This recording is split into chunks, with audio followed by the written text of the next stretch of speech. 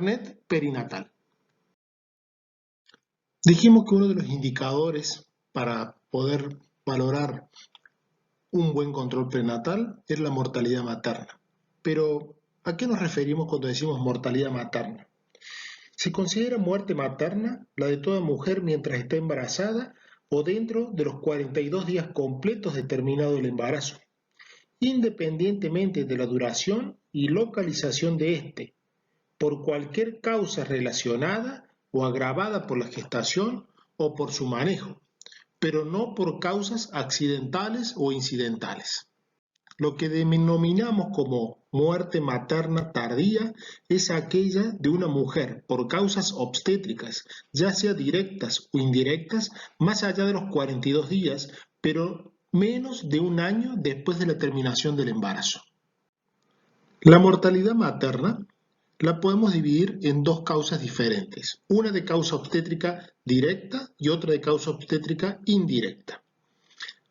La de causa obstétrica directa va a incluir las muertes que resultan de complicaciones del embarazo, parto y o puerperio por intervenciones, omisiones, tratamientos incorrectos o por una cadena de eventos resultantes de uno de ellos.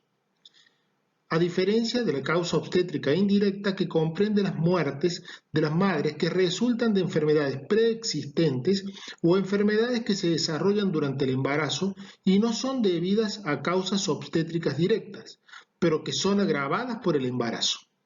Por ejemplo, una hipertensión previa, una insuficiencia renal previa, lupus eritematoso sistémico, etc.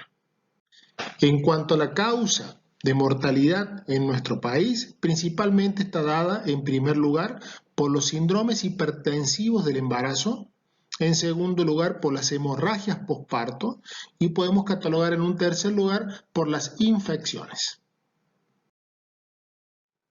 Otro de los indicadores es la mortalidad perinatal, entendiendo como cual, como su palabra lo dice, peri alrededor del nacimiento. Aquí podemos enumerar lo que nosotros decimos la división cronológica del embarazo, en donde podemos dividirlo, que sabemos que un embarazo de término va a durar aproximadamente 40 semanas. Pero cuando hablamos de un embarazo que no es viable, es cuando un feto muere antes de las 20 o 22 semanas para otros autores o con un peso menor a 500 gramos.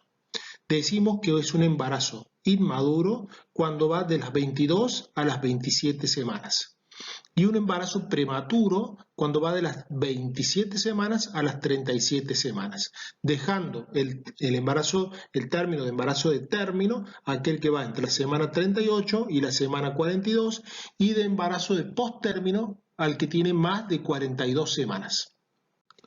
Entonces, si el producto de la concepción fallece antes de las 22 semanas para otros autores, decimos que esa mujer ha tenido un aborto.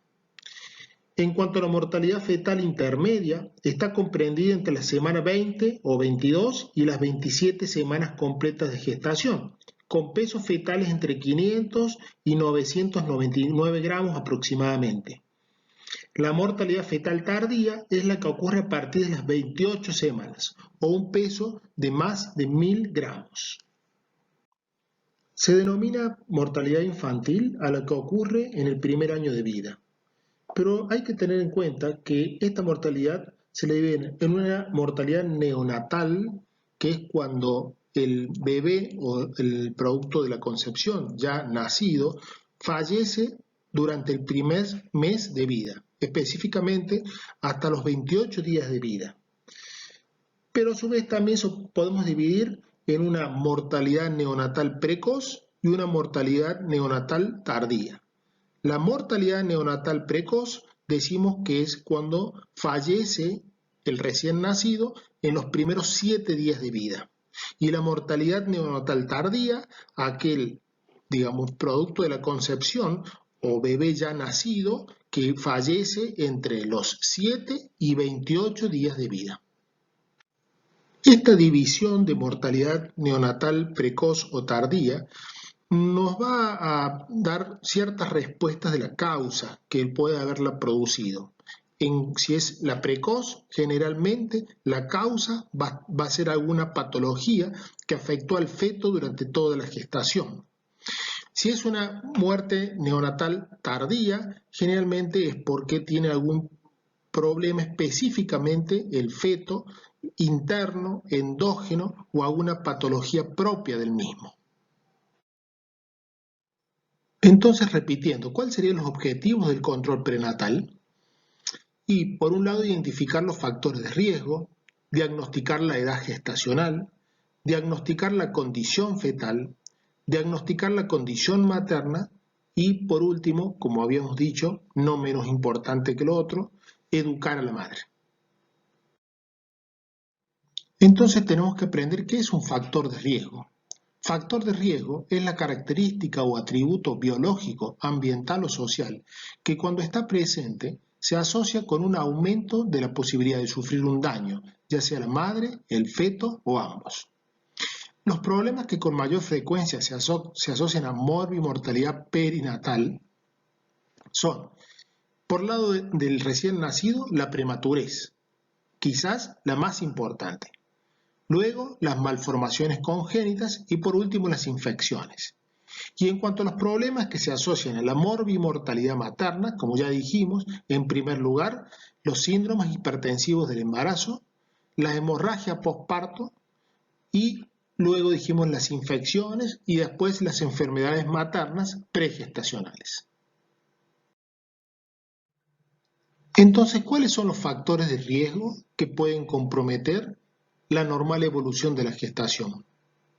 En primera instancia podemos enumerar sus antecedentes obstétricos. ¿A qué se refiere?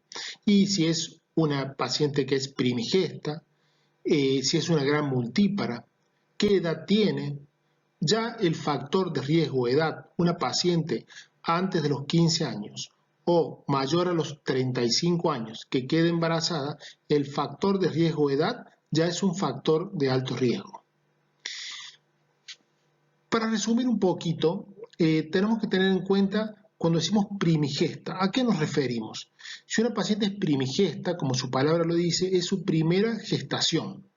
Entonces, una paciente que ya ha tenido dos gestaciones, que esta es su segunda gestación, o sea, ha tenido una gestación previa, decimos que es una paciente secundigesta, tercigesta si es su tercera gestación, y después de su cuarta gestación decimos multigesta y agregamos el número de gestación. Por ejemplo, multigesta 4, multigesta 5, multigesta 6, etc.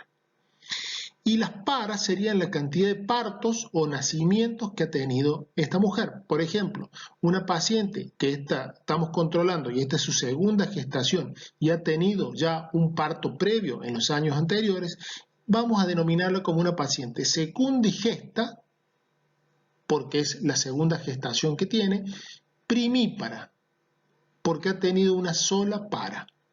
En el caso que este número de embarazo sea su tercera gestación, vamos a decir, que ha tenido dos partos previos, vamos a decir que es una paciente tercigesta secundípara, y así sucesivamente. Pero podemos estar frente a una paciente que a lo mejor esta es su tercera gestación, y nunca tuvo un parto porque nunca pudo llegar a la culminación de un embarazo, y a lo mejor perdía sus embarazos tempranamente.